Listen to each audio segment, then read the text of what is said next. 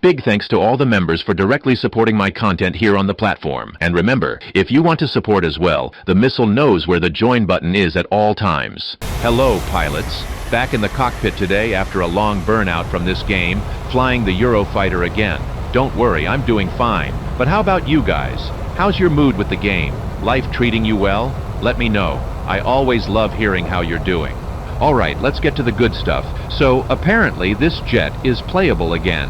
And you might be thinking, what do you mean, Karma? The Eurofighter, one of the best jets in the game, was bad to play. Yeah, that's right. While it was never technically bad, it went through a long phase of issues with the radar, data link, and all that jazz. Even now, anyone who flew the Eurofighter a lot probably felt like the missiles just didn't connect properly, like the AMRAAM was a dud or something. But that problem's way smaller these days. Maybe the radar's finally working right. Maybe it's just stronger now. What do you think? Let me know your take.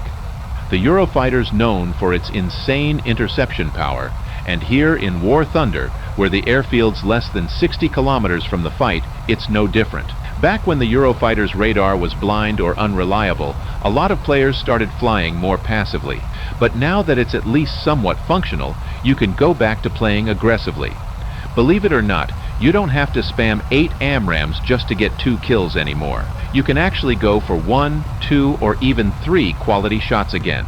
And that's exactly how I'm going to play the start of our matches. Super aggressive, looking for 1 or 2 quality shots. Personally, I don't like firing more than 2 missiles during the initial BVR phase because it just puts me at a disadvantage in longer fights. If you end up dueling a good player on the other side, you might burn through more than half your arsenal just to secure a single kill. The Eurofighter's payload is decent, sure, but I know what you're thinking. Wow, 8 missiles is a lot. Yeah, 8 is reasonable, but not for a 16 by 16. Having 32 players on the map is basically the first nerf for any jet carrying fewer than 10 missiles, to be honest.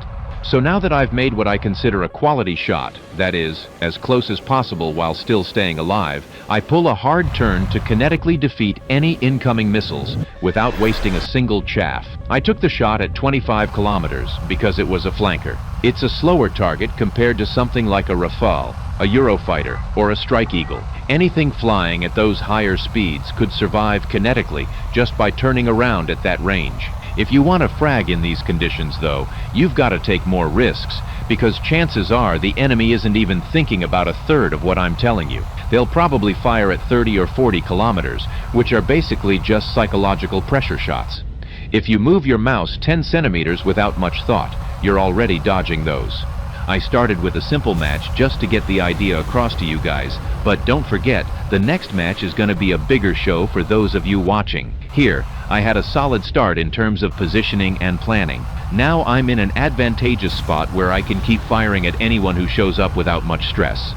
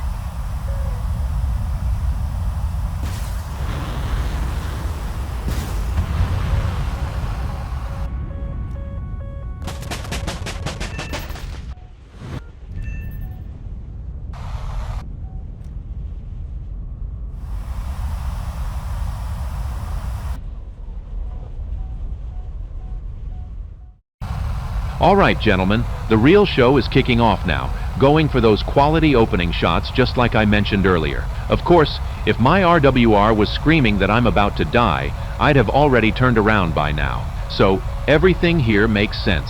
It's all about reading the situation. You just need to pay attention to what your jet and the battle are telling you. Here's a fun fact. You might be wondering, Karma, why aren't you pressuring the more dangerous jets in BVR? Well, understand this. In an ideal world where everyone plays smart and knows what they're doing, those initial BVR shots are usually just a bluff. They're meant to make the enemy afraid of dying. Shots fired from over 30 kilometers away? They mostly only take out paid actors, honestly. If you turn at the right time and in the right way, there's no missile out there that can catch you, at least for now. So there's no point wasting half your missiles at the start of the match. If I'm gonna fire, it better be for a guaranteed frag. By the way, I also made a slight change to my payload. I switched from 6.2 to 5.4 because there are way more close-range engagements here. Both payloads are solid, and the choice really depends on your gameplay style and planning. Adapt to what the situation demands. Since the Eurofighter is basically a high-performance Dorito, I can pull off abrupt defenses and quickly get back into the fight to keep up the pressure. This lets me stay close to the action and hunt for more frags at lightning speed. 2 easy frags. I could have just used 9 Ms here, but I chose to use my missiles more evenly. Like I said, close-range engagements are pretty common here, so my payload choice is really going to start making a lot more sense from this point on.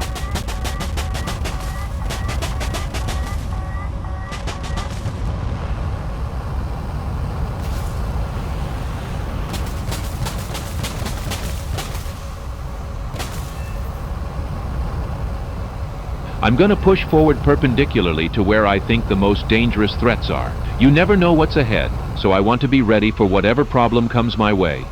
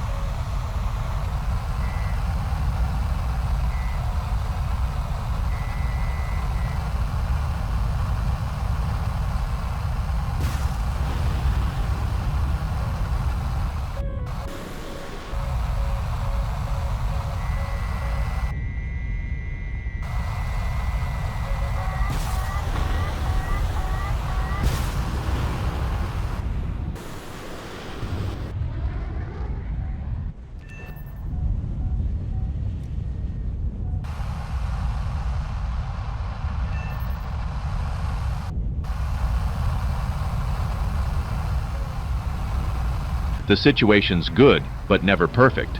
Even with just a few enemies left, the ideal move is to head back to the airfield. A man without Fox 3s in a modern battlefield is basically a man running around naked. I'll only stick around if the situation really makes it worth it.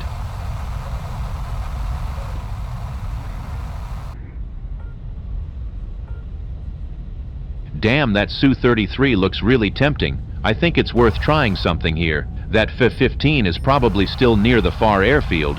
If not, he would have fired at me a long time ago.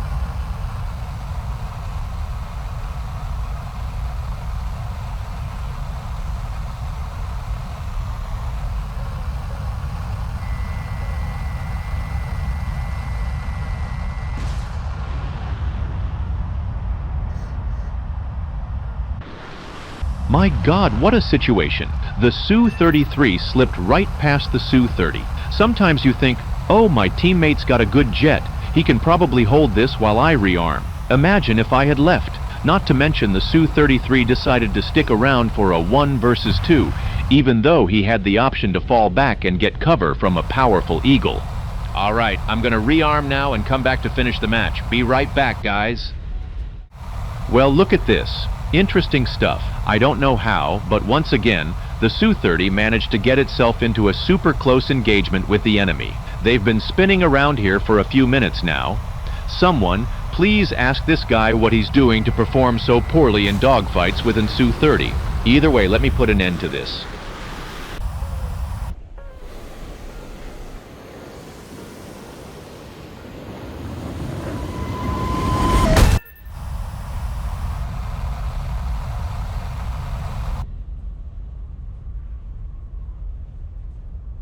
This match was one of those straightforward ones.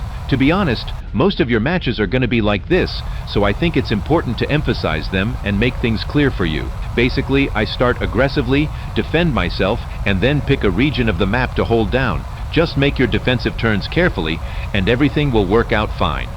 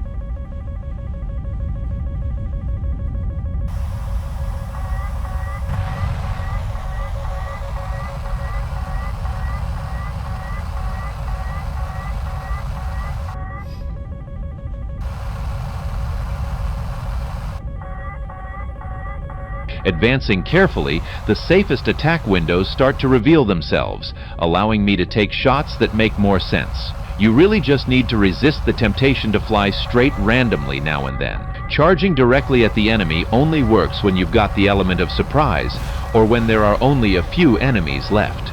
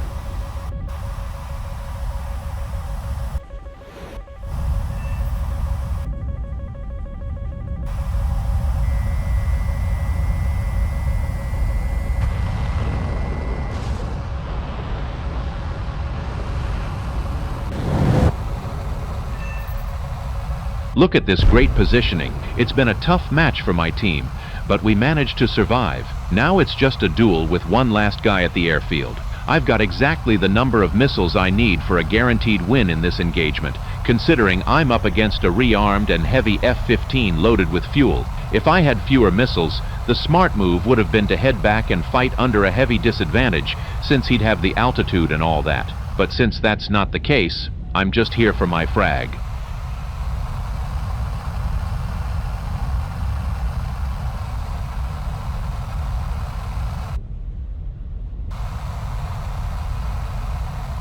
Look, the one thing this F-15 absolutely couldn't afford to do, he just did. Let me get close. Distance was the only safety net he had. Whenever you're up against a Rafale or a Eurofighter in a jet like that, you've got to chip away at their advantages little by little, or at least try to. Here, he either needed to fly straight and fire missiles or turn around completely. Instead, he came in diagonally and passive. Who knows what's going on in that clown's head?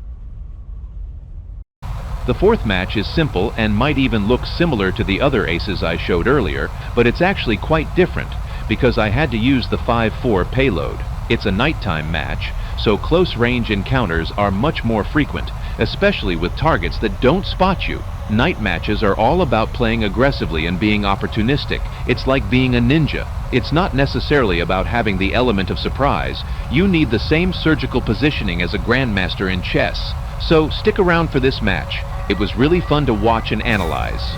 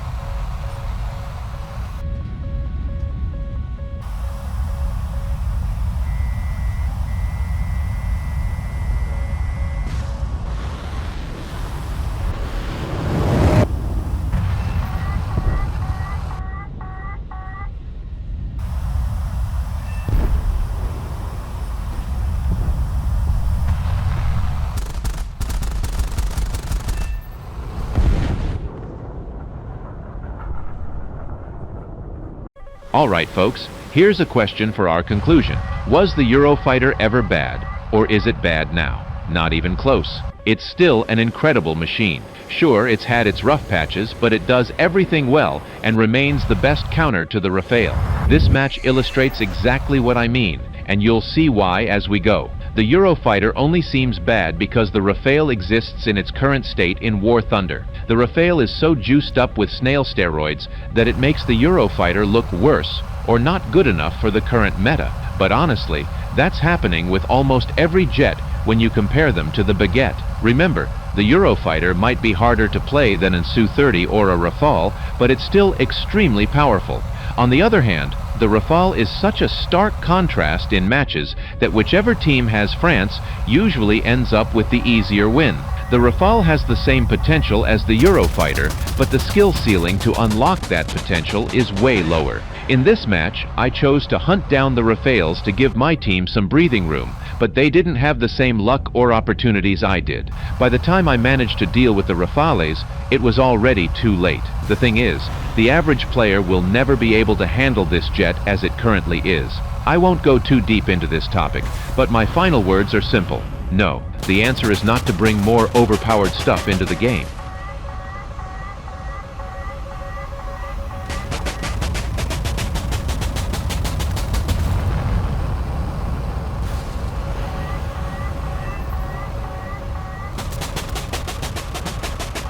That's it for me today. Hope you enjoyed the content. Drop a comment down below with your thoughts on what we talked about. Do you agree or disagree with what I said? Your feedback is super important to me. The video ends, but the chat keeps going. Thanks for watching and supporting my work. Karma out.